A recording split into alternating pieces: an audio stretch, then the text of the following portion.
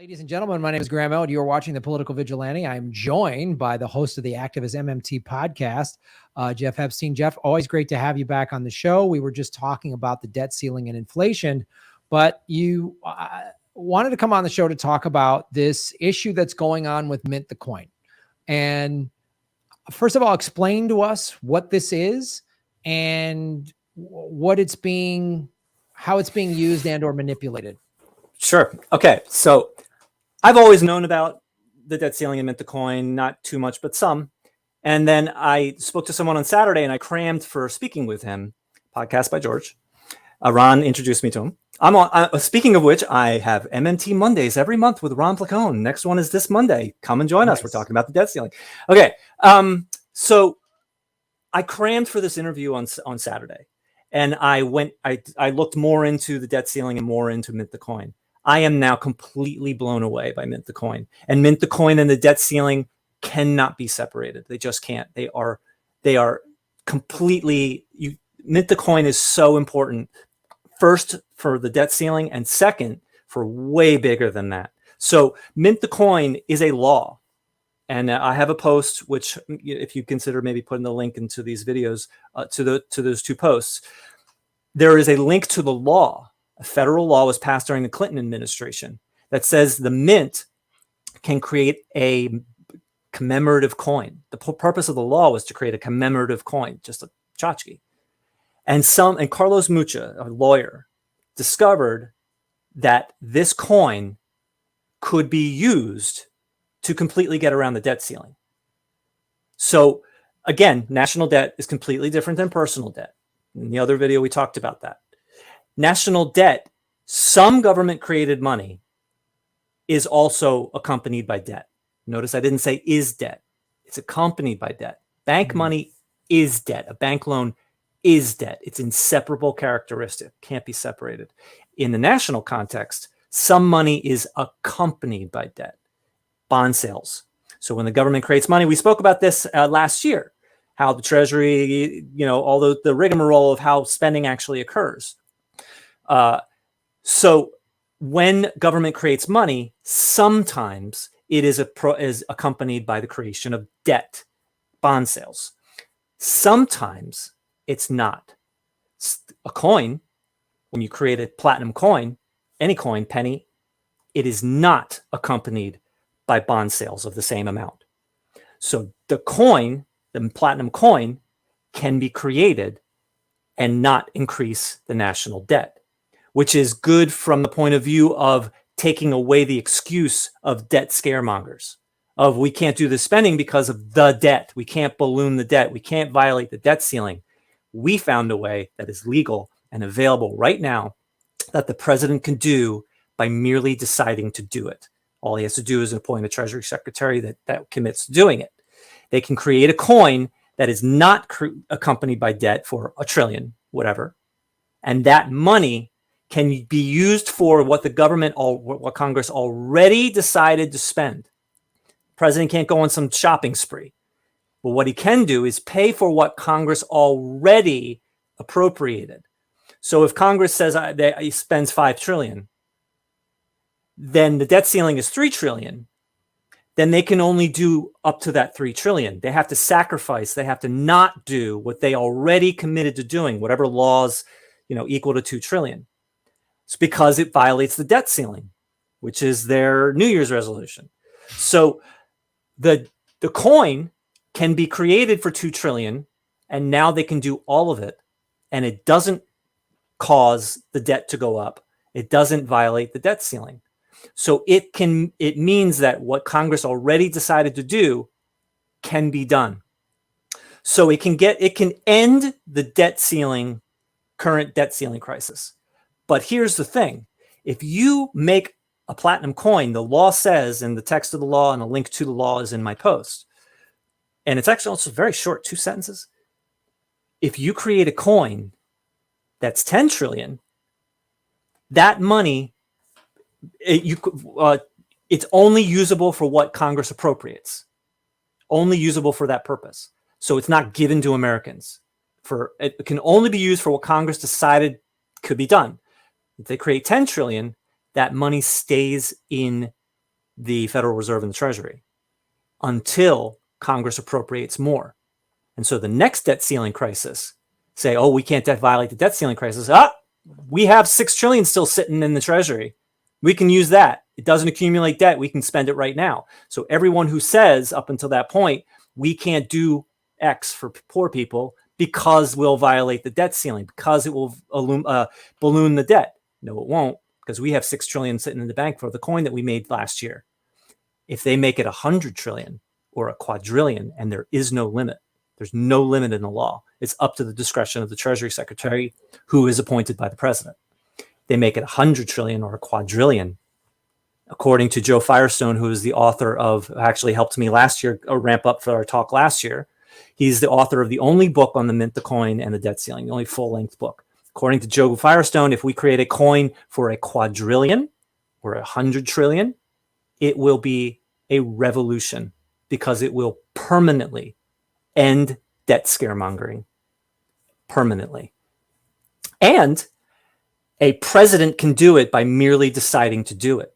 So hypothetically, if we had a MMT-friendly president on the first day in office, he can appoint a Treasury Secretary that creates a septillion, octillion platinum coin, and then never again will Joe Manchin or Sinema, or whatever her name is, could ever again say, we have to reduce spending because it will inflate the debt. That's done. That's done. And so what it does, for me personally, as someone learning this stuff, it illuminates the true nature of government spending and the true difference between national debt and personal debt. Personal debt is an inherent characteristic of a bank loan. National debt is a choice. They choose to have debt because some money is accompanied by debt and some money is not.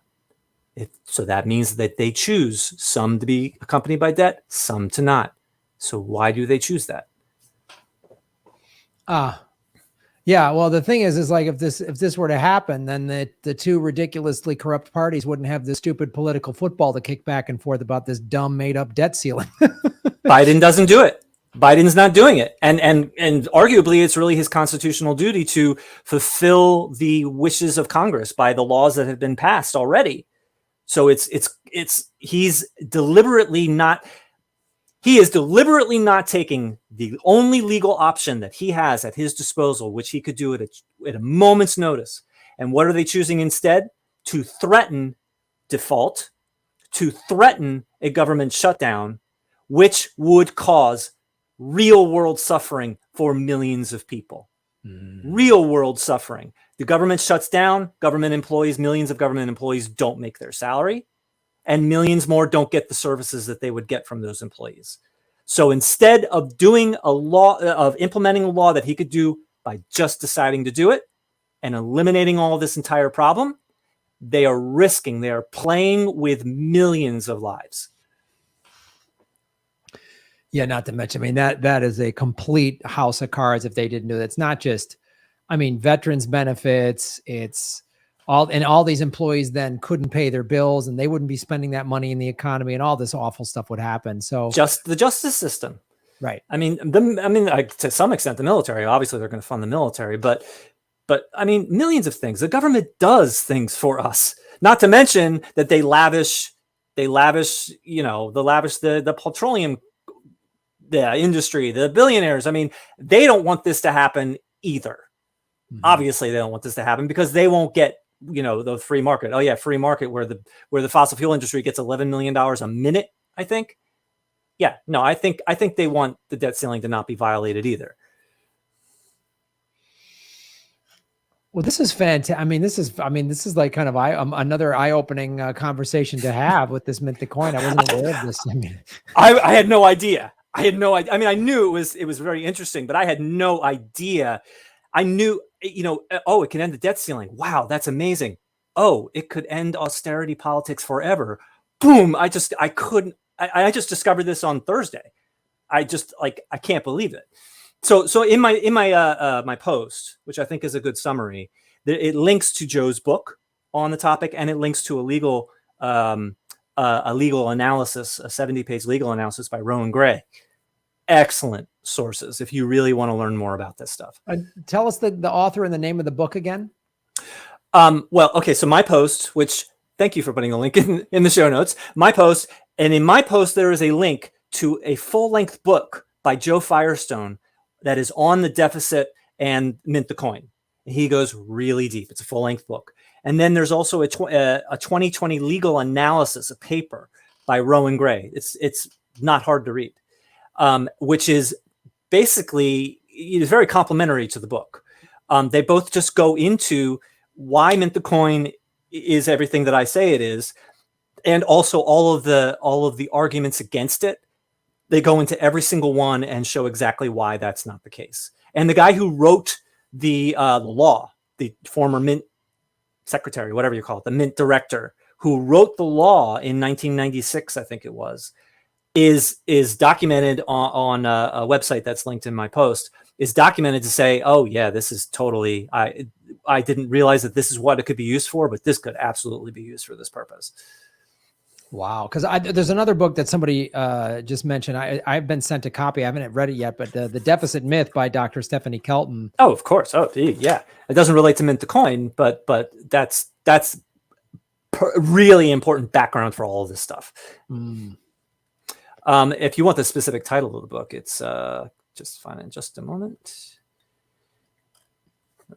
Full length. Yeah, here it is. It is called Fixing the Debt Without Breaking America. Joe Firestone. Yeah, but there's a link in my post. There's a bunch of resources at the bottom. But this is mind-blowing, not just because it could end austerity politics. It has been a milestone in my own understanding of how things work. Mm-hmm. It just makes it crystal clear that national debt is a choice. Personal debt is not a choice for us. It really illuminates the true nature of what it means for the government to spend, which is exactly the conversation that we had last year. I glossed over in our conversation from last year, I glossed over the bond sales, but I just skipped over that step. What we spoke about was accurate, but the part that kind of links to this conversation, I glossed over by choice in that conversation. But that I think would be really good background as well. That was a lot of fun. Excellent. Well, Jeff, and I really appreciate this. This is, again, more eye-opening stuff for us to learn. And I appreciate the referencing of Joe Firestone's book. And yeah, it's the whole, the debt is a myth. I mean, this is just, of course, it's surprising in the one sense, just for the specifics of it, but it's also not surprising because this is sort of what America is. It's just one big crooked scam that we've all been tricked into buying into. It's just like we're all tricked into playing in this rigged casino and think that. But it's rigged. But it's rigged because these horrible people make it rigged. Right. The idea of government and society and whatever does not have to be that way. But yes, those who are in front of the levers of power, that's exactly what they do. Yeah. And what you really should do is own your own slot machine, but they make that really hard to do. So they, and I'm going to put this is the name of the book up there. Here's the book, Fixing the Debt Without Breaking America, Austerity, the $1 Trillion Coin and Ending Debt Ceiling, by Joseph M. Firestone. Very long title, but check that book out. Fixing the Debt Without Breaking America. That's all it is. There you go. Yeah. But yeah, no, he has his own show. He talks about this often. I was just actually on last night or 2 nights ago with him to actually kind of make sure some of this stuff was correct. What's the name of the show? He just has a live stream show on Facebook. He does it. He speaks for like 2 hours, like 5 days a week or something. Not always on this topic, but on kind of related topics. And he's a great guy. Yeah, I've learned a lot from him. I've actually interviewed him 5 times on my podcast, and one of those times was to ramp up for our last year conversation because that was another one I was really trying to learn at higher speed than I could handle. So he helped me through it. Well, excellent, Jeff. Thank you so much, man, for your time. Tell everybody where they can go listen to your podcast and follow you and get more of this information. You can become my patron at patreon.com/activistmmt. You could listen to my podcast, which is on everything. On Twitter, it's activistmmt. On Facebook, it's activistmmt with spelled out with a space. Yeah, please follow. Please become a patron. I'm approaching 100 episodes. Actually, I would love to interview you, kind sir. You have a story to tell. I would like to interview Ron. I would like to interview you if you would have me. I'd really like to do that. So yeah, I'm gonna get my podcast is half academic topics and half personal stories of how people discovered MMT and how it changed them. And obviously, you have a story to tell. And I would love to tell that story. And Ron has one too, which is it's kind of all your and his, and it's kind of related. You're indirectly are the reason that Ron understands is that I'm on his show now. So it's I love it. Yeah. Whenever you want me on, man, we'll talk. Send me an email. We'll set up a time. Cool. Oh, and I should be seeing you tomorrow night. I am sorry I'm not seeing you tomorrow night. God, I know. No, I know this is our tour. We would be neck deep in this tour. It was supposed to start October 2nd in Tucson, Arizona. And yeah, we would be in Philly and tomorrow night. Yeah. Tomorrow night. Yep. Tomorrow night. So this is a consolation prize. This is a consolation prize. Yeah, this is. I would much rather your. I don't remember what you say, but that really funny. You say like innocuous thing, but you say it in football language. Can you do that? Yeah. MMT. Yeah. Green New Deal. Right. Absolutely. Well, all right, dude. Thanks for being on the show. We appreciate it. Everybody go check out Activist MMT. It's great if you want to expand your knowledge on this. So thanks a lot, Jeff. And hopefully we'll see you in person at some point. I hope so too. And thank you for having me on. It was really nice talking with you again. And thanks for everybody out there. If you have questions, I'll look in the chat and I'll see what I can do. Awesome. Thanks, man. Have a great weekend. See you later. Jeff Epstein from Activism MT, everybody. Wasn't that God? It's always great having him on the show. So knowledgeable, and really has opened my eyes up to the whole MMT thing and the reality of how our country is run. Of course, it's a corrupt banking. It's all a scam. America's a scam, folks. If you just watch this show or Government Secrets, you can just see America is just one giant scam. Hey, everybody. Ron Placone and I had to cancel all of our October tour dates because of COVID, the Delta variant, and all that. But we still have shows in California. Ron and I are doing San Francisco, September 11th, Sacramento, September 12th, Burbank, September 15th, and Lee Camp and I are doing live Government Secrets, September 18th in Los Angeles. All those tour dates are at GrahamElwood.com. All of the venues are requiring proof of vaccination. Dynasty Typewriter on the 18th is also saying you can do negative COVID tests, but check with the venues for what their policies are. I have no control over those policies. Go to GrahamElwood.com. Sorry we can't come. This sucks. We'll be back hopefully next year. But if you're in California or want to make the trip, come out to these shows. These are probably the only shows we're going to do this year. Thank you.